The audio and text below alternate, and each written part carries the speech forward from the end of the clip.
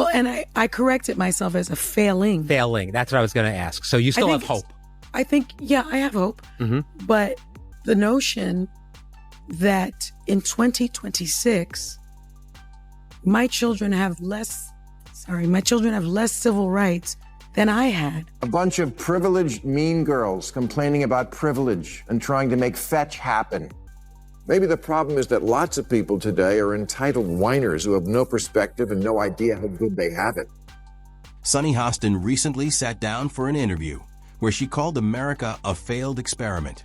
We all know Bill Maher and Hostin are usually on the same side politically. So why did Maher react so strongly? What exactly did Sunny Hostin say? We've got every clip lined up for you. So smash that subscribe button and let's dive straight in. You called America a failed experiment when you were on Friday. Well, and I corrected myself as a failing. Failing. That's what I was going to ask. So you still have hope. I think, yeah, I have hope. Mm-hmm. But the notion that in 2026, my children have less civil rights than I had. That's horrible and terrifying. That is terrifying. Yeah. And so any scientific experiment that you would take, because I've discussed this with my husband, because apparently he heard some of the blowback when I said it's a failing experiment. If an experiment is working, this type of thing doesn't happen. There are leaps forward, not backwards. So you heard it for yourself. Sunny Hostin claimed that America is a failed experiment. On top of that, she argued that her own children now have fewer civil rights than she had growing up. But here's the real question. Which rights exactly is she talking about? Maher's broader argument is that opportunities for Black Americans have expanded significantly over the years. Yes, there have been difficult moments and setbacks that nobody is proud of, but overall, he believes the progress has been undeniable. Income, education, and representation have all improved dramatically compared to where they stood in the 1970s and 1980s. So when Hostin argues that her children are somehow worse off today, Maher believes that claim simply doesn't match reality. That's exactly why he thinks comments like these can sound unnecessarily negative toward America. Always searching for another reason to criticize the country instead of recognizing how much progress has actually been made. And is it possible for a country to lose itself so much that leaving it is justified?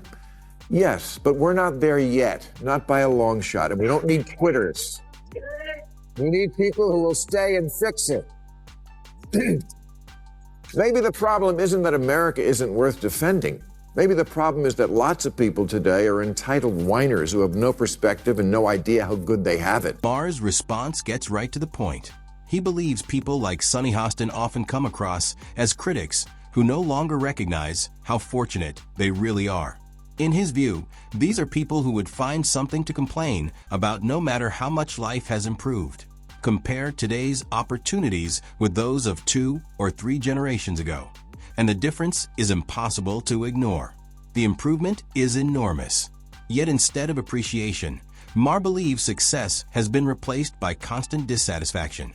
He also points out that even today, the average American enjoys opportunities, technology, freedoms, and living standards that millions of people around the world can only dream about. So when successful public figures describe the entire country as a failed experiment, Maher sees that less as honest criticism and more as a failure to appreciate how much opportunity the country has provided. That's the frustration he is expressing, and it's easy to understand why many people agree with him. 59% of self-identified liberals say there have been times when they considered leaving America for good, like after NBC canceled The West Wing. I don't get it. You want so badly for every immigrant to come to this country and experience the good life, but somehow it's so terrible you want to leave? Many liberals, including a number of Hollywood celebrities, have said they would leave America because they believe the country is no longer working. Yet those same people often encourage immigrants from around the world to come here in search of a better life. Maher sees that as a major contradiction. It's difficult to argue that a country is completely broken while also describing it as a place worth moving to for opportunity and success. In his view, This suggests that much of the harsh criticism has less to do with America's actual condition and more to do with partisan politics. The criticism often becomes louder whenever the opposing political party is in power. Strip away the political drama, Maher argues, and what remains is not always a consistent criticism of America itself, but a contradiction driven by political convenience. Because just like we did here tonight, you have to talk to each other and you have to hear the other side. And I speak to a different group. I don't want anybody who's ideologically captured. I speak to the normies. I speak to the people who don't want there to be hate anymore in America. If there's any theme of this, is that I am tired of the hate. I don't want to hate half the country. Maher believes the problem goes beyond simply criticizing America. In his view, many liberals have become unwilling to even engage with people who see the world differently.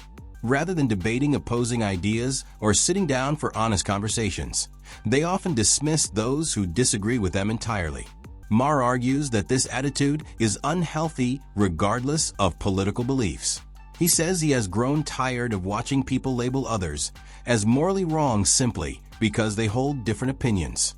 What he wants is much simpler: people willing to sit at the same table, listen to one another, and have honest discussions without immediately shutting down opposing viewpoints. Not long ago, that kind of conversation was considered normal. Today, Maher believes it is treated as something controversial, and that says a lot about the current state of public debate. Just like there's a long list of liberal celebrities who swear they'll go if a Republican is elected, and no one ever does. Miley Cyrus once said, "I am moving if Trump is my president. I don't say things I don't mean." Here she is looking miserable, having to endure America at the Grammys last Sunday.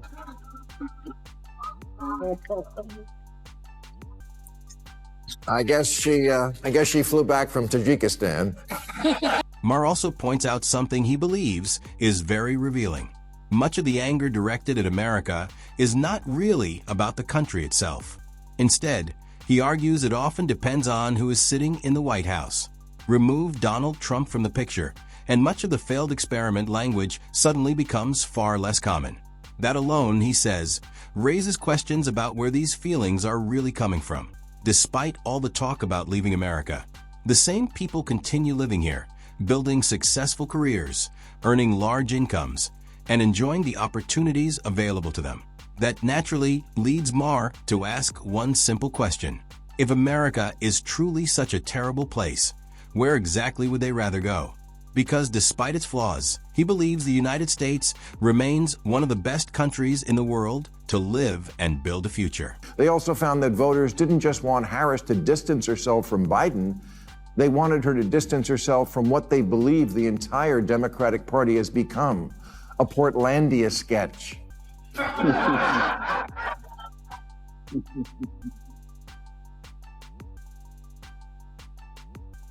A bunch of privileged mean girls complaining about privilege and trying to make fetch happen. What a shocker that the people who see everything through the lens of race and sex see their election loss as a result of racism and sexism. Yes, if only we weren't so irredeemably unenlightened, we would have elected a black president by now. Oh, what, we did? Oh, right, and then re-elected him. Maybe you missed it because it wasn't on TikTok. Maher argues that Sunny Hostin and others like her are highly successful public figures who have become so comfortable with their own success that they no longer recognize the advantages they enjoy. They have wealth, influence, and opportunities that most Americans could never imagine. Yet they continue describing themselves as victims of a country that has given them extraordinary success. Maher also pushes back against claims that Kamala Harris losing to Donald Trump somehow proves widespread gender bias across America. In his view, elections are shaped by many factors, including policy, the economy, leadership, and public confidence. Reducing an election to one single explanation, he argues, oversimplifies a much more complicated reality. That, more than anything, is what fuels Maher's frustration. And sexism? Hillary got 3 million more votes than Trump, which in a normal country would be called a victory. It wasn't It wasn't 21st century sexism that prevented a woman from being president. It was the Electoral College. Democrats run for office as if the voters don't live here, as if they don't go to the grocery store and Starbucks and the office, but they do. They live here, and they actually see women and people of color, and it doesn't look like some patriarchal racist nightmare. Do problems remain pertaining to racism and sexism? Of course.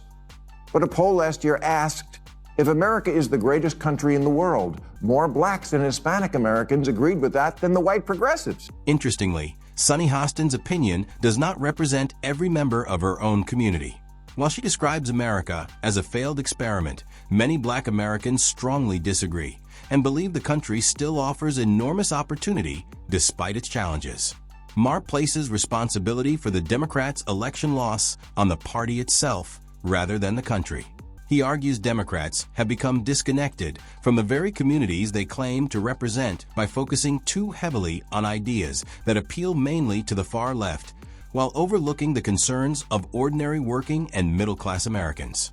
According to Maher, the real failure is not America.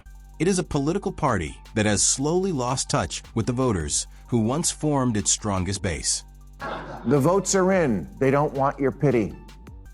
And black people can't afford to indulge rich white people's need to endlessly flagellate themselves. They just want prices to go down and good jobs and the police when you call them. Black people, they're just like us. Maher believes the priorities of most Americans are actually very simple. People want security, stable jobs, a healthy economy, and the chance to build better lives for themselves and their families. That's what matters most to everyday voters. However, he argues the Democratic Party has spent too much time focusing on cultural battles and woke issues that receive attention in certain media and academic circles, but matter far less to the average family trying to pay bills and afford groceries. Likewise, despite the bleak picture painted by voices like Sunny Hostin, most Americans have no interest in giving up on the country. Instead, they would rather stay, solve its problems, and continue building a better future. Maher believes that attitude says far more about America than any political headline ever could. Kamala spent 100 days telling voters, I know it feels like crime and illegal immigration are bad, but fuck your feelings. Look at this chart. Yes, there's a lot to not like already about the new regime, but maybe take 1 week to ask what you did wrong. The basis for Democratic campaigns has become, we're the smart people. That we know from the get-go. No need to look into that.